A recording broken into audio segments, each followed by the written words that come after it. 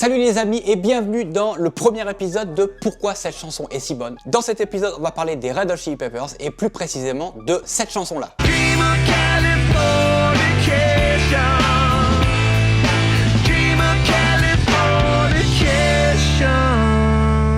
Californication est sorti sur l'album Californication le 8 juin 1999 et a été produit par Rick Rubin. Rick Rubin, si tu connais pas, c'est notamment un gars qui a produit Slipknot, System of a Down, Slayer, Linkin Park, Eminem, Shakira. Oui, Shakira. C'est le même gars qui a produit Slipknot et Shakira. Mais oui, mais c'est ça aussi. Un bon producteur, il est capable de produire autant des trucs de métal extrême que des trucs de pop. Et à chaque fois, ça sonne bien. Californication, c'est un album qui est un petit peu particulier dans la carrière des Red Hot pour deux raisons. La première, c'est parce que c'est un album qui signe le grand retour, enfin le premier grand retour de John Frusciante à la guitare. L'album d'avant, c'était One Hot Minute avec Dave Navarro à la guitare. John Frusciante était parti après Blood Sugar Sex Magik, notamment pour des raisons d'anxiété, des raisons de dépression, des raisons de beaucoup de drogue aussi. Et en 1999, John Frusciante est revenu dans le groupe et ils ont sorti Californication. Et c'est un album aussi un petit peu particulier parce que c'est un album qui marque une espèce de scission entre ce que Red Hot faisait avant Californication et tout ce qu'ils ont fait après. Dans le sens où tout ce qui s'est passé à partir de Californication et après, c'est devenu un petit peu plus pop, un peu moins funk, un peu moins... Voilà. Alors c'est parti, on va écouter la chanson et on va l'analyser ensemble. On va écouter les pistes un petit peu en solo, les moments en solo, les meilleurs moments de la chanson pour finalement déterminer pourquoi cette chanson est si bonne.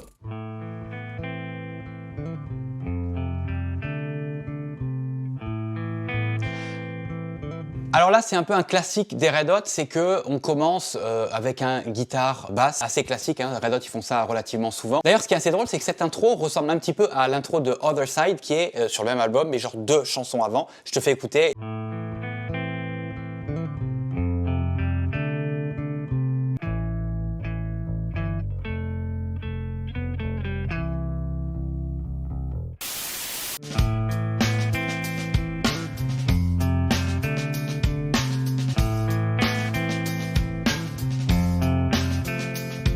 Ici, on est sur un truc un peu classique des Red Hot dans le sens où la guitare joue quelque chose de très simple et la basse joue un truc un peu plus chargé. Et c'est ça un petit peu ce qui fait la force des Red Hot, une des composantes du son des Red Hot. Ils sont toujours capables, l'un est toujours capable de faire de la place à l'autre et inversement. C'est-à-dire que généralement, tu vas ou alors trouver la basse qui est chargée et la guitare qui est pas chargée, ou alors inversement, la guitare qui est chargée et la basse qui est assez simple. Je te fais écouter la guitare et la basse en solo pour que tu vois et que tu entendes qui joue quoi exactement en fait.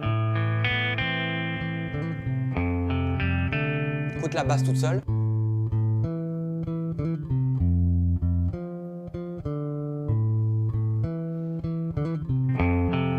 La guitare toute seule maintenant.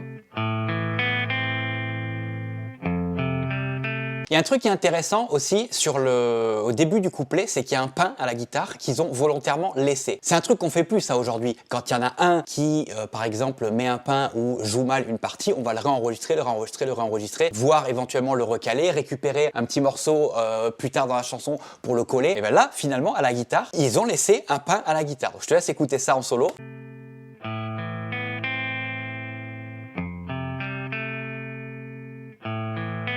C'est génial, tu vois, et ils ont pris le parti de le laisser, parce que c'est ça sonne un peu live, ça sonne plus vivant.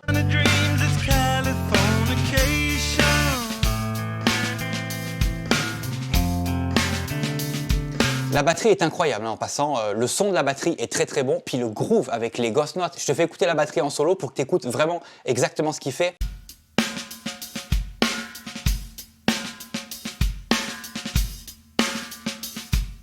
C'est vraiment très très dry, c'est simple, ça sonne naturel, c'est excellent. Très groovy, c'est toujours ça aussi à la batterie. Chad Smith, c'est comme ça qu'il joue. C'est quelqu'un qui joue très groovy, très au fond du temps. Donc on continue l'écoute. Donc là on arrive sur la partie B finalement du couplet.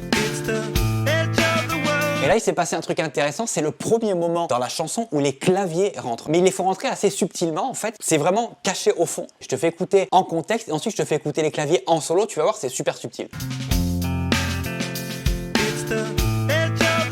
Et en fait, les claviers rentrent au moment où la voix, elle rentre. Écoute bien maintenant, voix, je te mets la voix plus le clavier. C'est pas con finalement d'avoir fait ça. Je te mets le clavier tout seul, comme ça tu vas l'entendre et tu sauras à quoi ça correspond exactement. C'est tout. Ils ont juste fait rentrer le clavier à ce moment-là.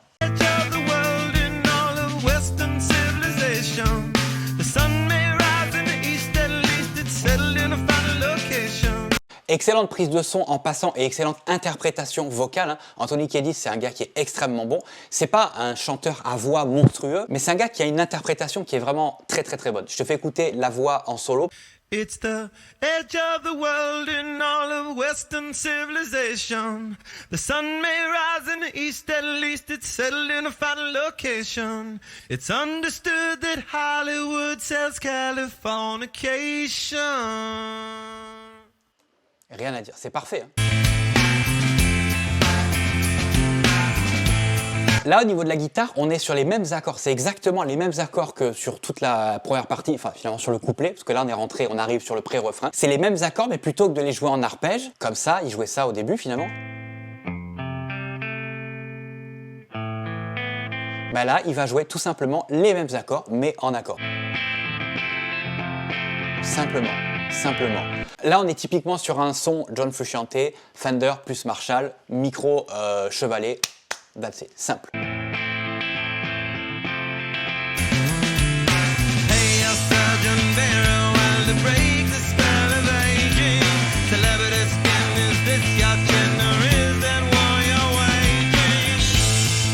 Je te mets la batterie en solo, écoute vraiment le groove sur les ghost notes, et écoute vraiment les petits feels qu'il fait, les petits trucs là, les petits roulements, c'est excellent.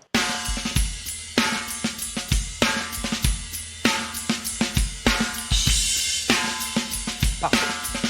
Pour la première fois depuis le début de la chanson, donc on est à 1 minute 01 depuis le début de la chanson, pour la première fois à la batterie, il va jouer une crash. Une crash, c'est le pshhh. À chaque début de quelque chose, là où n'importe quel batteur techniquement mettrait une crash ou deux crashs, ben là il n'en met pas. Donc regarde par exemple au début, pas de crash. Quand la voix rentre, pas de crash. Pendant l'espèce de petite interlude entre la partie A et la partie B du couplet, pas de crash. Quand la voix reprend, pas de crash. Tu vois ce que je veux dire? Et pour la première fois dans la chanson, la première crash arrive à 1 minute 01.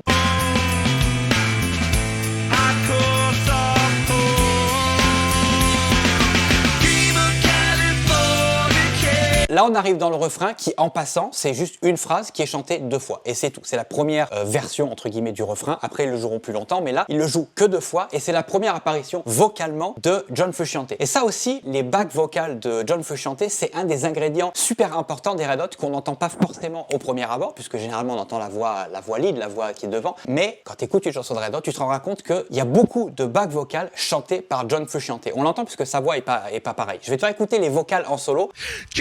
Californication. Dream of Californication. Cette harmonie est géniale. Écoute bien, je te la remets encore une fois. Je vais te la chanter par-dessus pour que tu vois de quoi je veux parler. Dream of Californication. Dream of Californication.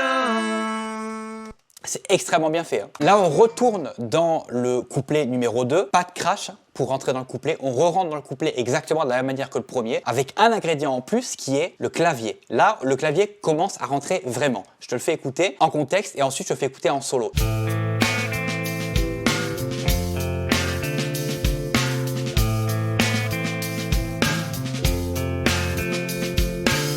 Je te fais écouter les claviers en solo maintenant pour que vraiment tu te rendes compte de ce qui est joué.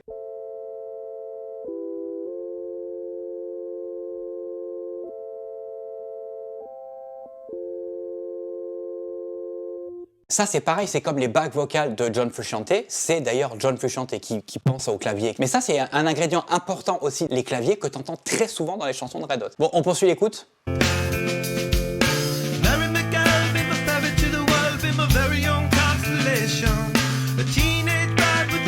C'est plus ou moins le même couplet que le premier.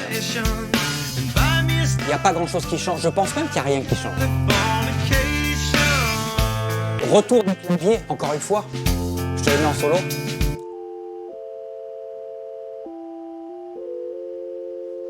Ça, c'est intéressant. C'est qu'il joue 2 fois 2 trucs différents. Entre la première fois où il y a le clavier et la deuxième fois, il joue 2 trucs différents. Écoute ça. Ça, c'est la première.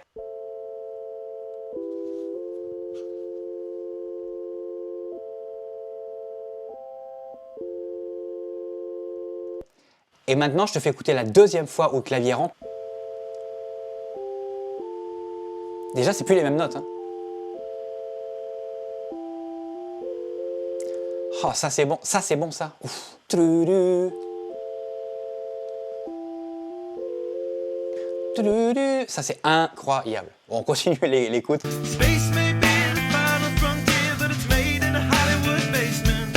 Partie B du couplet, la même chose que la première fois.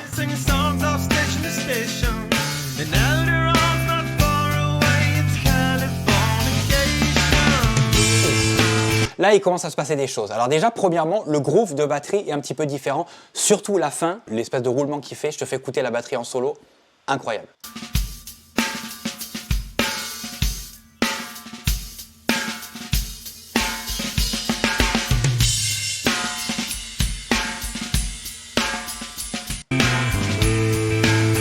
John Frusciante encore qui fait des wouhou derrière, donc il prend encore plus d'importance dans les vocales. C'est ce que je te disais tout à l'heure, c'est qu'il est très souvent là, il est très souvent présent, mais tu t'en rends pas compte. Je te fais écouter en contexte, ensuite je te fais écouter les vocales en solo pour bien que tu te rendes compte de l'importance qu'ont les vocales de John dans les chez Red Hot.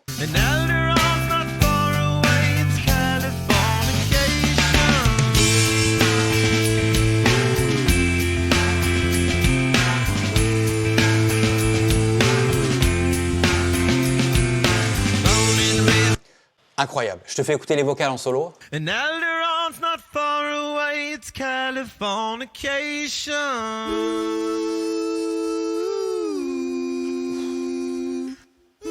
Parfait, absolument parfait. Born and raised by those who praise control of population. Everybody's been there and I don't mean no vacation. Firstborn unicorn.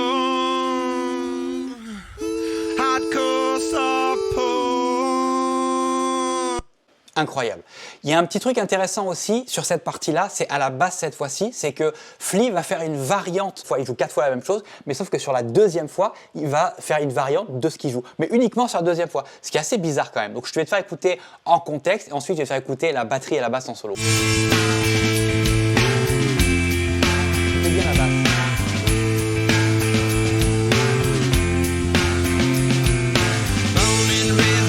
Je vais te les faire écouter en solo pour que tu entendes ce que je veux dire.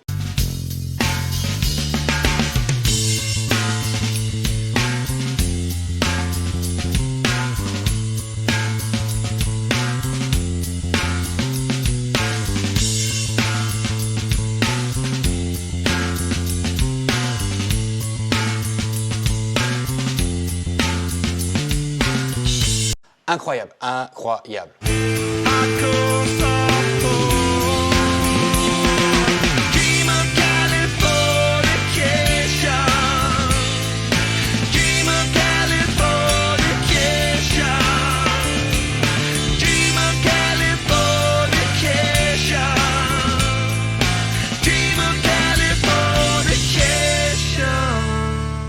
Qu'est-ce qui se passe là? C'est que déjà le refrain est doublé comparé à la première fois, donc il est chanté 4 fois, et c'est surtout au niveau de la basse batterie où ça change, où ça s'énerve un petit peu. Je te mets en solo la basse et la batterie.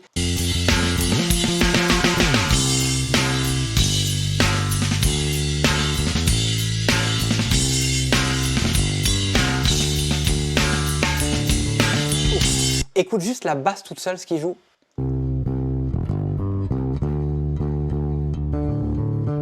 Oh.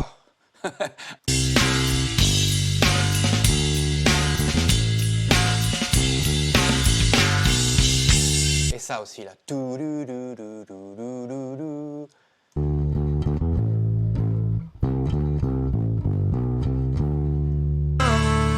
à dire.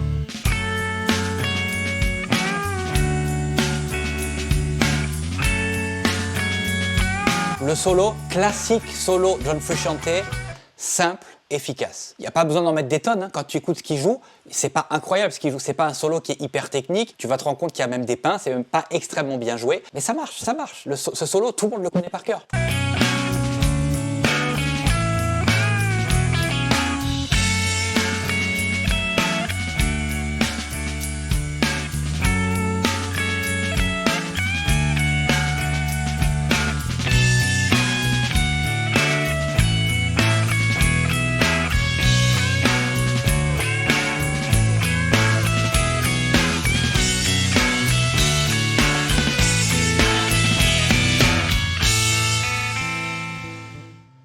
Je vais te faire écouter le solo de guitare tout seul pour que tu entendes ce qu'il joue et après on va s'arrêter un petit peu, on va s'attarder sur la basse. Parce que la basse, il y a une espèce de progression dans tout le solo qui est super intéressante à écouter. Donc le solo tout seul, petite réverb, simple. T'entends, il y a des petits, comme des petites cordes qui sonnent alors qu'elles ne devraient pas sonner. Mais ils l'ont gardé comme ça parce que ça marche. T'as entendu là?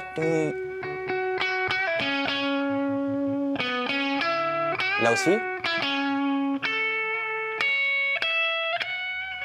Là aussi. Là aussi.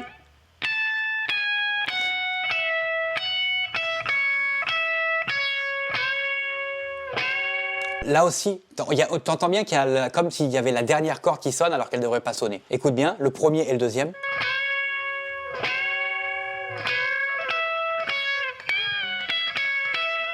Là c'est pareil, placement rythmique, il n'est pas bon là, il est à côté. Hein. Solo simple, pas super propre, mais ça marche, dans le contexte ça marche. Je pense que sur cet album-là, ils avaient cette espèce de volonté que ça sonne un petit peu live, tu vois, un petit peu brut. D'ailleurs, quand tu écoutes cet album-là en entier, tu te rendras vite compte que basse, batterie, guitare, voix, tout le monde est au milieu. C'est un peu spécial, mais en tout cas, ils ont pris le parti de tout mettre au milieu. Là, on repart sur un peu la même chose qu'au début, finalement.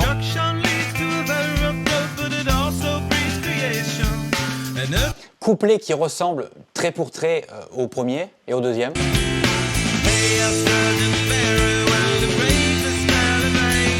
Pré-refrain.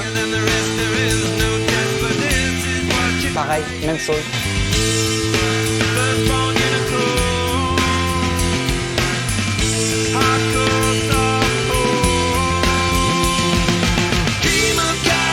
Là, il se passe une chose intéressante, c'est surtout au niveau de la basse, c'est qu'on entend bien qu'il y a une progression, comme très souvent encore chez les Red Hot, c'est qu'il y a vraiment une progression. Au plus on avance vers la fin du morceau, au plus on en rajoute, au plus on en met par-dessus. Et là, la basse, c'est un très bon exemple, c'est qu'on entend bien, au niveau de la basse, ça s'énerve un petit peu plus. Je te mets la basse en solo pour que tu entendes ce qu'il fait.